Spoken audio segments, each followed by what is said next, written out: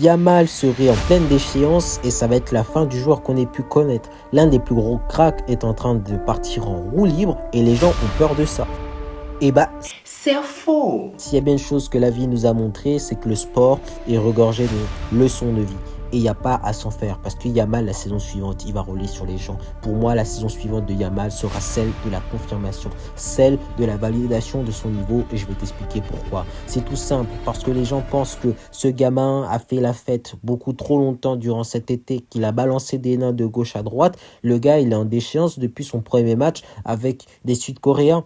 Parce que jusque-là, Yamal n'a fait que présenter toutes les techniques qu'il avait dans son arsenal. Et là, ça a été suffisant pour faire partie des meilleurs ailiers. Attends seulement qu'il commence à capitaliser sur toutes ces techniques et tu vas voir qu'il va devenir inarrêtable. Quand il s'est mis à jouer un peu plus sérieusement avec ses dribbles, il a passé en revue la meilleure défense d'Europe, qui est censée être l'Inter.